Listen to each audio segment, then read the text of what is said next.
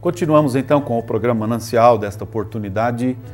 Já no seu quarto bloco, estamos falando sobre vestindo a armadura de Deus para a batalha. Eu encerrei o terceiro bloco dizendo o que devemos fazer diante de um cenário espiritual tenebroso, de batalha constante, numa tentativa do diabo de prevalecer contra os homens, sobre os homens, levando-os ao fracasso, a derrota, a frustração, igualmente a frustração e derrota que ele vivenciou e tem vivenciado, e esta é a sua sentença eterna.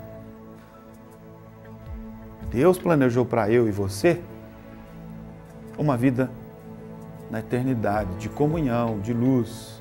Deus planejou para eu e você, durante os nossos dias terrenos, uma vida vitoriosa, abençoada, abundante. Jesus diz lá no verso de número 10, capítulo 10 do Evangelho de João, a parte B, a primeira parte diz: o ladrão vem para matar, roubar e destruir. A segunda parte: mas eu vim para que tenham vida e a tenham em abundância. Que extraordinária palavra da parte de Jesus, da parte de Deus para eu e você, para nós. Eu vim para que tenham vida e a tenham em abundância. Veja, o que devemos fazer para viver esta promessa de Jesus, esta palavra linda de Jesus? Paulo ainda, não é o nosso texto base aí, que fundamenta toda a nossa programação, é Efésios capítulo 6, verso 10. Agora, veja o que ele diz no verso de número 13. Portanto, tomai toda a armadura de Deus, para que possais resistir no dia mau, e havendo feito tudo, ficar firmes. Paulo está aqui trazendo uma revelação para mim, para você, para nós. Está trazendo uma revelação. Tomai toda a armadura de Deus, para que possais resistir no dia mau. E havendo feito tudo, ficar firmes. Paulo está dizendo que um dia mau nós vamos viver. O dia mau haverá de se manifestar na nossa vida, na vida de todos os seres humanos. O que é o dia mau? Quando será o dia mau? No dia da adversidade, no dia do problema. No dia em que parece que o céu se fechou, se enegreceu diante de nós, sobre nós. O dia mau é aquele dia que parece que todas as coisas não dão certo, não vão bem. Há o dia mau no relacionamento familiar. Há o dia mau no trabalho. Há o dia mau na escola, nos estudos. Há o dia mau nos nossos relacionamentos sociais. Paulo está trazendo esta afirmação: tomai toda a armadura de Deus para que possais resistir no dia mau. O dia mau vai se manifestar a todos nós. Um dia vai acontecer, não é? O mal, sempre, a adversidade virá. Não, é inevitável que ele venha, não é? Isto não podemos evitar que aconteça, mas ele está dizendo, para você poder resistir no dia mau, para você fazer tudo o que tem que fazer no dia mau e permanecer firme, Paulo está trazendo aqui o conselho. Você deve vestir toda a armadura de Deus. Que coisa linda é Deus para com o homem. Na sua revelação, no seu propósito, no seu projeto de vitória para o homem. Que coisa extraordinária é fazer do homem uma pessoa vencedora, vitoriosa, e neste caso, ele precisa tomar toda a armadura de Deus. E neste caso, ele precisa estar atentando para os conselhos da palavra de Deus. Depois de você ter feito tudo isso, você ainda estar firme. É só com a armadura de Deus que eu estarei devidamente habilitado para enfrentar o dia mau, para enfrentar a adversidade, em que área for da minha vida, e eu vou vencer, vou prevalecer e eu vou continuar firme. Há muitas pessoas, não é? É uma realidade aí. São dados, não é, que a gente vê de informações na nossa sociedade. Há muitas pessoas que enfrentam o dia mal, mas porque não estão com a armadura de Deus, sucumbem, se rendem, se prostram, não é? Tomam caminhos equivocados, tomam caminhos, não é, de engano, de injustiça, de desvirtuamento, perdem o foco porque não estão vestidas com toda a armadura de Deus. É por isso que Deus deixa disponível a nós, não é? A sua armadura. Ao final de cada bloco, você tem contemplado aí a figura de um soldado romano, um desenho de um soldado romano, e aí em cada parte da sua armadura existe a especificação conforme a Bíblia nos fala neste texto. Fala sobre o capacete da salvação, fala sobre a armadura sobre os lombos, não é? Que é a couraça da justiça, fala dos pés calçados com a preparação do Evangelho, fala do escudo da fé, que você pode apagar todos os dardos inflamados do maligno, fala da espada do Espírito, que é a palavra de Deus.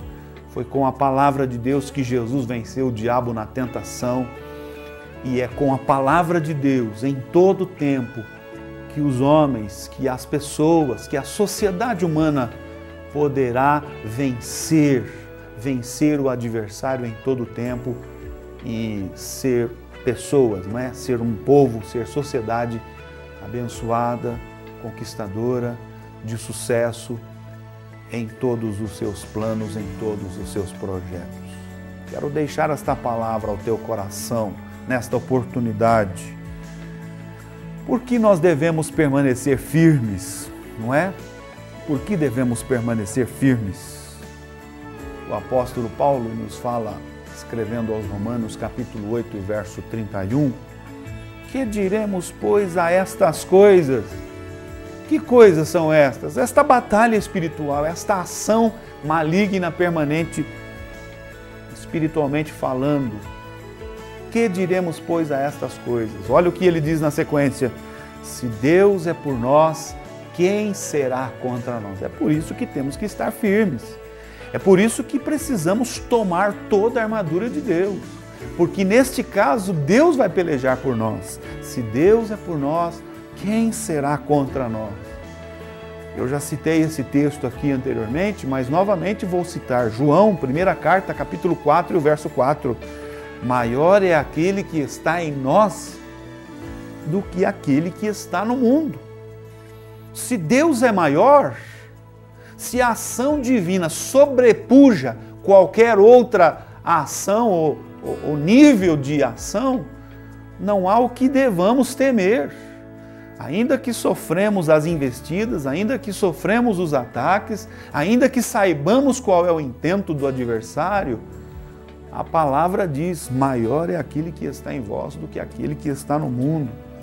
E finalmente, Paulo, escrevendo na segunda carta aos Coríntios, capítulo 2, o verso 14, ele nos diz assim, graças a Deus que sempre nos faz triunfar em Cristo, e por meio de nós manifesta em todo lugar a fragrância do seu conhecimento. Palavra linda aqui do apóstolo Paulo, escrevendo a todos nós.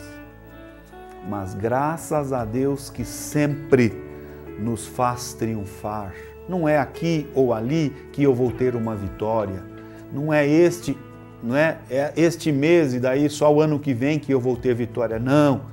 A afirmação de Paulo, vivendo uma experiência permanente de vitória, ele diz, graças a Deus que sempre nos faz triunfar em Cristo Jesus e por meio de nós manifesta em todo lugar a fragrância do seu conhecimento.